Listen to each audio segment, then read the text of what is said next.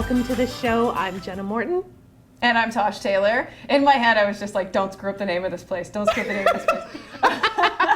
Okay, today we are talking with someone who really caught my attention when I was actually producing another podcast that she was the guest on. And I was thrown away with all of the cool things that she's doing in Salisbury and in New Brunswick. So today we are going to introduce you to Kathryn Speer. Kathryn is the owner of Thermography. Yeah, and you did it. Kathryn, how about you tell everybody what you own? Absolutely, absolutely. Thank you again for having me here today on the podcast. I really appreciate it. Again, Kathryn Speer. I am the owner of Thermography Clinic, New Brunswick. Thank you. Thank you. Yes. She really did practice that before we started. I was here for it, I promise. That's okay. Everyone has a hard time with thermography. Yeah, I was like, thermography. I can get No, that's not the right word. That's fine. That's fine.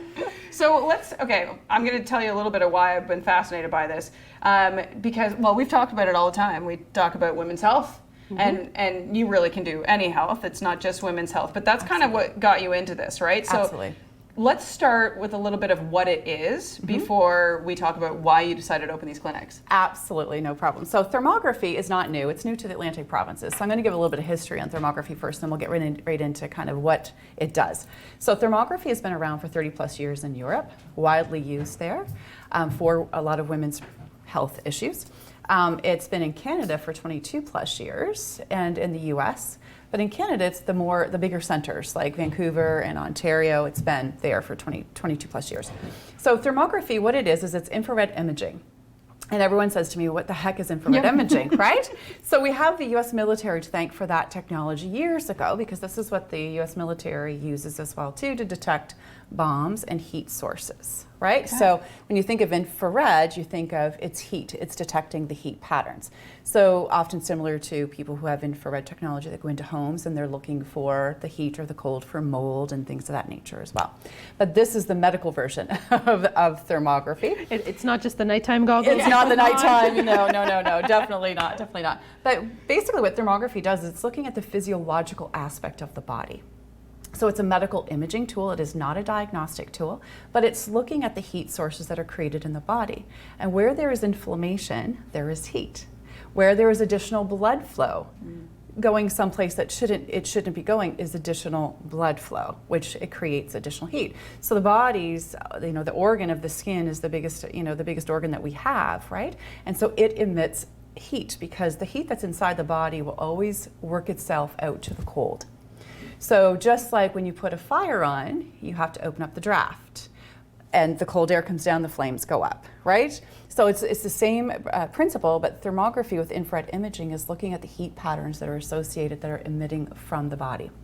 Now, of course, when we do the examinations, there's a protocol that you have to follow. So my clinics are very chilly. So we keep the temperature, between 18 and 22 degrees. I tend to keep it between 18 and 19. Especially for some of us women who are in perimenopause or menopause stages and we're having hot flashes. Yeah. And so you come in and you have to cool down. So there's a series, and we'll get into that a little bit, but there's a series of very strict protocols that you have to follow in order to allow the body to have the image that we need that is giving you the best possible image of what's happening. Wow. Okay. Yeah. Tosh is like, I want this. I do, like a million times over. I immediately after producing that other podcast, I was like, Mom, have you heard of this? And she's in Ontario, and she's like, did I not tell you about that? She and my dad have both had it done. Oh. Yeah. So I was like, well, I guess it's my turn then. Absolutely. Yeah. So what caused you to want to bring this to the Maritime provinces? So I'm going to talk a little bit about, what people perceive as their mess can be their messages. Okay. And I like to talk about the pain to passion story, right? Because that was my story. So I've been in the corporate business world for 19 plus years, leading up to my mess. And so traveled the world. So 75% of the time I traveled. So high stress job, adrenals were getting taxed, et cetera, the typical lifestyle that we live, and especially as women. I had started not feeling very well. So I'm a very high energy person. I have been for as long as I can remember, go. And then I started, I was really getting tired, and I just wasn't feeling optimal, like my best, no matter what I did. No matter how much sleep I got, which was very little, because of course when you're traveling and you have kids and life happens. But as women, we always chalk it up to something else, right? Oh, it's, I've been traveling. My dad had passed away, the year before, and we were dealing with that and moving my mom. And so there was lots of outside influence that I kept thinking, okay, it's just this. Until I was on a business trip in Honduras, and I woke up one morning at 4 a.m. and my left breast was on fire. But not the burning sensation that some of us experience, during the month, but it was a burning that wouldn't go away. So if you've ever been burned by a curling iron on the side of your neck when you're curling your hair, I have been when I was a teenager, right? Yeah, I can feel that. Yep. Absolutely. Muscle So memory. that was the burning sensation that I had shared with the doctor that was happening. Knowing that I also hadn't been feeling well, I'm very, very tired. By 10 a.m. I was on conference calls with VPs, and I could barely carry a conversation, which wasn't my norm. So there started to be some really telltale signs. So of course, when I got home, I had my mammogram, my ultrasound done, my blood work done. Blood work came back, everything was within normal range. Mammogram, ultrasound was fine, everything was fine, nothing to be concerned about. But as women, we're very intuitive, and I knew that things were not fine. I knew my body enough to know that this is not okay. And I had a friend a year before that also diagnosed with breast cancer, and I know we all have stories because breast cancer is so prevalent for people. So I started doing research because I'm a researcher, and I found thermography. So I went for my thermography scan in Toronto and had the dental cranial thyroid, the breast also done, and it came back that it wasn't fine. So again, I want to preface this by saying, mammograms and ultrasounds, they do what they're designed to do. They're structural. Thermography does not replace mammography or ultrasound, okay? Because they're completely two different exams. But what thermography does is it gives you a different picture of what's happening in the physiological aspect of the body, right? So the blood flow and the tissue and the heat that's happening, because again, inflammation leads to disease. And where there's inflammation that's not healed, that's where it leads into the disease stage. So I'm looking at her when you say the word inflammation. Okay. She's just like this glowing Fire pit. Oh, Yeah, yeah. Yes. Okay, so we'll get to see your images. Legit dumpster fire. Yeah. Always inflamed. Yeah. So when I seen what was going on in the scans, and then I also found out that my thyroid was hypo, even though the blood work came back that everything was within normal range. So I came back, and of course I have a wonderful family doctor, and I worked with some incredible MDs that have helped me to understand as I'm bringing thermography here and talking to more people, kind of the differences between the two, but the two can mirror so well together. And so I found out that I had hormonal influence happening in my breast tissue. I had a fibrodemia, and I had fibrocystic breasts. So there was a whole storm going on in that left breast, right? The right one was pretty good. The left one, not so much. So the left one was screaming at me to say, you need to start paying attention to your health and overall and what's happening. And so when I came back and I talked to my doctor about the thyroid, of course, the hypothyroidism that showed up, or the coolness in my thyroid, which leads to a diagnosis of hypothyroidism. Doctors can't help you until you're in disease stage because that's what they're trained in school, right? And it's no disrespect to them. This is what it is. This is how they're trained. It's disease management. So by the time you hit disease management, then it shows up in your blood work.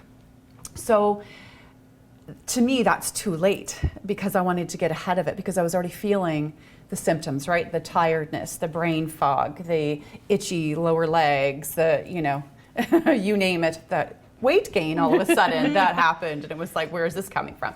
So, I'll just move it forward. So long story short, I was able to see what was happening in my own body, and then I was able to take proactive action. But what happened in that moment was the fact that I found my purpose. Mm-hmm. And I became so passionate about it that I came home and I talked to my recently newly married husband by 6 months and said, I want to quit my very high-paying corporate career. Oh my gosh. And I want to take this money that I have in my savings and my retirement, and I want to open up this clinic, and I want to bring it to Atlantic, Canada, because this has to happen. There's just way too much breast cancer. And not to say that thermography detects breast cancer, because it does not. Right. The only way that you can detect breast cancer is through a needle biopsy, regardless of what test you have, right? But it can detect what's happening in the breast tissue, which then allows you a different viewpoint for you to be able to take action in a different way. So I got pretty passionate about it, and of course the reason why I married him is because he's like-minded and and's got a really good soul as well. And he said to me, he said, honey, he said, you've got to do what fuels your passion. And he said, if this is what you want to do, then this is what we're going to do. So we did. So I gave my notice in November 2020, worked around the clock from November to December, and opened the clinic January 2020. Whoa. COVID hits March. Yep. Great time. Great time. My goodness. But it was also, you know, a very good learning experience for me as well too. I was very surprised when I opened up the clinic in January 2020 how busy I was the very first week. I did not anticipate that at all. And you know, so then again, over the course of time, you learn more, you make more relationships with other practitioners, and so you continue to evolution into, you know, thermography and what it can really do for people. So during that time of COVID, I opened up my mobile clinic. So I made relationships with people all across the Atlantic provinces and got ready for my mobile clinics to be able to take them. So I call them mobile, and just for the audience as well, it's not a white bus that I pull in with. That's immediately where my mind went, though. Yeah, it's true. Because there are like the mobile Right. mammography, like there are mobile units out there. Yeah. There is, yeah, but I don't have a mobile unit. So I partner with different, you know, naturopathic, homeopathic, or wellness centers, and so I bring the technology there. I have a space that's set up, and they have, you know, a room that's conducive to my protocols, and so I go into the communities and I offer this service instead of having to travel to me. Right. Because at the end of the day, when you're facing a health issue or you think that there's something going on, the last thing you need is additional stress. We know what stress can cause. So part of my mission as well too in my business is that I need to reduce whatever stress that may be caused. I don't want to be causing any additional, right? Because that's just not something that is conducive to wellness. So I started those and had a great partnerships. When COVID started to, you know, loosen up, I travel. I've been to Newfoundland. I've got a location there in St. John's. I go twice a year. Nova Scotia. It's all across the Maritime provinces. Nice. I have clinics. So there's 12 to be exact, including my clinic here in Salisbury that services, you know, the greater Moncton area, with a clinic once a month in Moncton, actually on Saturdays, to help support people who are working during the week and can't, you know, get off, because I also live that world too, where it's very difficult to be able to do that. So yeah, so that's kind of what brought me then, you know, to this stage here, and I've just been working with a wonderful lady, Haley Bohan. I'll give her a shout out because she's a. Do you know Haley? Yep. Yes. Okay. So I've been working with Haley, and she's amazing, and so she's really helping me to understand and fine-tune kind of the passion and where we're going to bring it to next. So I'm pretty excited that we've got some big announcements coming soon, and you know, really just focusing on my niches. And of course, we, to your point, Tosh, what you said earlier, we do full body scans. So I should talk a little bit about that for the audience as well. So we do full body scans from head to toe. The full body scan makes up 4 individual scans, which is your dental cranial thyroid, your upper body, lower body, which includes your spine and, you know, close-ups of the upper or the lower. We also do the breast, and then of course, did I talk about the dental cranial thyroid? I did, yes. Breast, lower body, upper body, and then of course full body. Full body is a great opportunity to see from a baseline perspective. So if you're looking at understanding what's happening in the entire body, it's a great baseline, because then we get to see all the different parts, because the body is not separate, right? So what's happening in one area of your body, something else could be happening in a different area of the body. So just in my case, my left breast, but at the same time I also had thyroid. So what impacts hormone influence? Well, your thyroid controls hormones, but so does your liver. And your gallbladder is also attached to that as well too. So, and gut health, right? So everything is all connected. So where you're having pain or symptoms in one area doesn't necessarily mean that that is the root cause area. Oftentimes there's something else going in the body that's causing that as a secondary issue, not a primary issue. So my main focus though, and I'll get back to this, I'm sorry, because I could talk about this for hours on end. Yeah. But at the end of the day, something has to change.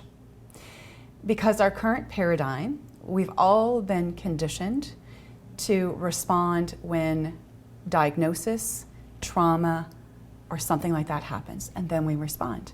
We don't give any thought to every morning when we wake up, thank you, my heart, you beat it all night for me and I had nothing to do with it, right? Thank you, my intestines. We just don't think that way. We've been conditioned to react once it happens.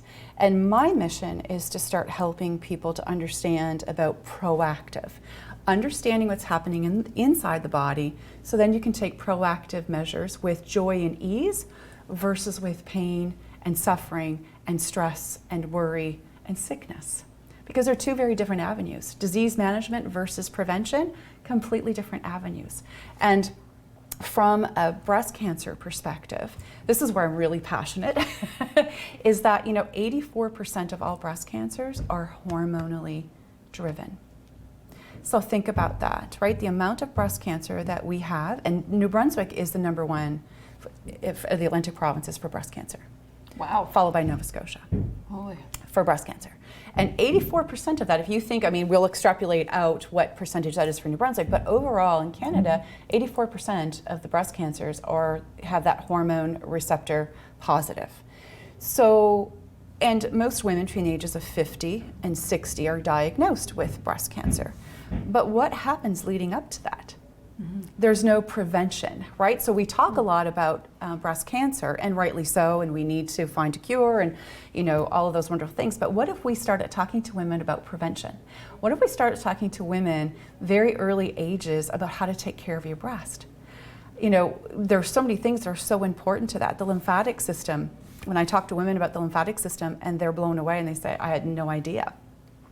80% of your lymphatic system happens on the left side of your body. And your lymphatic system, when it can't deal with toxins, the leftover toxins get sent to the breast tissue. Because to the body, the breast tissue is fatty, it's on the outside of the body, and the body doesn't consider it a vital organ. Right. Although we consider it vital, the body doesn't consider it vital. So it sends the toxins right to the breast tissue. And then, because that makes the most sense to the body, like the way you explain it. Like, of course, that's where you'd send it. Where else are you going to put it? Where else is it going to go, right? But the lymphatic system requires muscle engagement to move the lymphatics, right? So women, we walk around and we put our breasts in underwire bras, which then holds the breast very tight. The lymphatic flow can't happen. And your breasts aren't moving, and your breasts have to move in order to move the lymphatic fluid. And in order to move that, continuously move it so that the toxins aren't sitting and growing, right, or expanding. And so most women don't realize that. Most women don't realize, because we don't openly talk about it as women, that most women, it's the left breast that is bigger than the right breast. I've had women say to me, oh my gosh, I'm not weird. I didn't know this. I thought I was just designed weird and I had one breast bigger than the other. I thought we just had, like one side of Yeah. everything bigger than the other, right? Like hand, foot, I thought like there was... Yeah. But when you think about the lymphatic system and how it travels on the left side of the body, 80% of it, right? Of course. And so if you're going to have swelling, most often it happens on the left side of the body because, again, it's the lymphatic system. My knee was my left side of the body. Oh, there you go. It's all coming together. So that's what I mean earlier when I said, right, that it's not a singular event that happens that causes, breast cancer or a dysfunction in the body. There's always something else. That's not the primary. There's always something else that's happening there. So when you start to realize that and you start to put together those pieces, you go, so this exercise that I really hate doing, oh, now you have a new lease on life because it's like, well, I got to get that lymphatic system going, right? I got to get my breast moving. But it gives you a little bit of a different attitude towards why. We always know that exercise is very good for you, but when you start to realize the why behind it, which is, I had said on a Facebook Live just recently, I said, I feel like my 3-year-old grandson. I'm constantly saying, okay, but why? But why? So I'm trying to go a layer deeper, we all should be doing, right? Yeah. So you just want to go a bit deeper, and so there's things that can be done to start the education on a different paradigm. The current paradigm, as I see it, is like I forget the author who had stated it, but it made so much sense to me, and it's like watching people fall over a waterfall into the pool below. And you have a bunch of people at the bottom in that pool trying to save people and pull them out.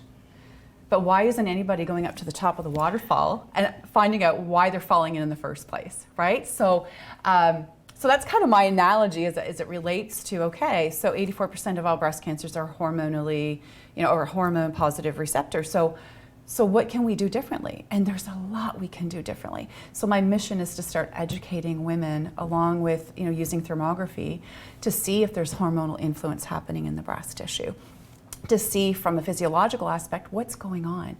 Is there heat coming from the nipple and the periolar region that is indicative of something else happening in the breast tissue? So you see between mammography, ultrasound, and thermography, having those as part of your breast health awareness, it gives you a completely different viewpoint to see an additional image. Full picture.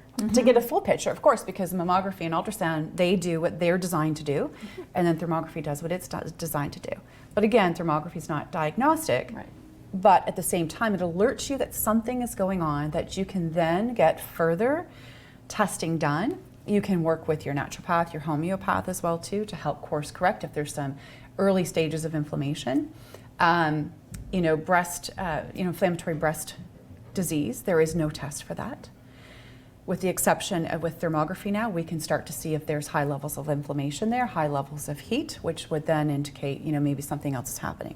So we will always make sure that we send you obviously back to your medical doctor to get further testing when we see a hot spot or when we see something that is not normal, right, on the thermography scans. So that leads me to my next question, actually, is do you find a lot of pushback from doctors? Like, do they think you're whacked? Like, really?